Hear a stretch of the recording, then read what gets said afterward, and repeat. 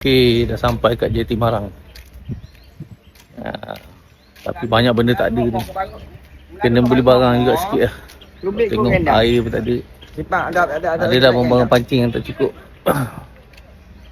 Ni dia JT Marang. Sampai saya ke M Marang. Okay, ni keadaan JT dia. Ni buruk tengah tunggu tu banyak. Mana? Tengok peserta-peserta cadat sotong.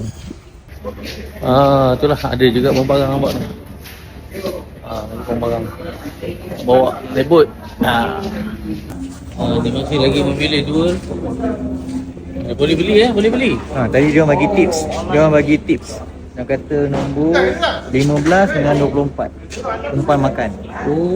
Ada nombor Saya pun baru tahu. 24. 24. Saya 24. Yazuri. 24 dengan 15 tadi dia orang kata. Yang makan. Padu lah. Okey, aku dah dapat aku punya mancing. Ini sumbangan daripada Pali pinjangan dia. Okey, tengah tunggu put. Kita kena duduk kat sini tengah tunggu put. Awak tu. Awak. Jagi sampai put. Dah naik put dah. So kita dah prepare ni. Apa joran? Tengah prepare joran.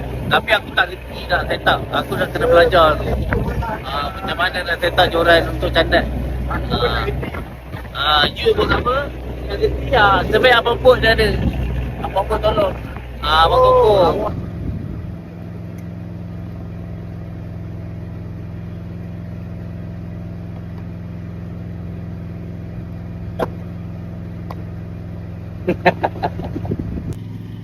Tengah pagi. Balik lah. Sekarang dia pukul 7.43. Kita dah sampai darat lah. Ni hasil yang kita dapat. Kita dah dapat keputusan 11 kilo. Kita tengah pagi-pagi. Tengah bagi bahan ikan soto.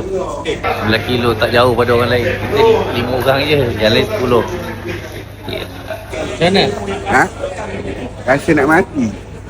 Tak ada. Kita memang dah mati sepanjang bot dah. Banyak baring daripada pancing. Yang kata pun lebih kurang, kata korang. Aduh.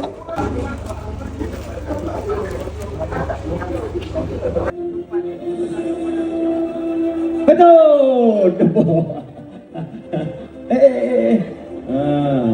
Apa daripada Kuantan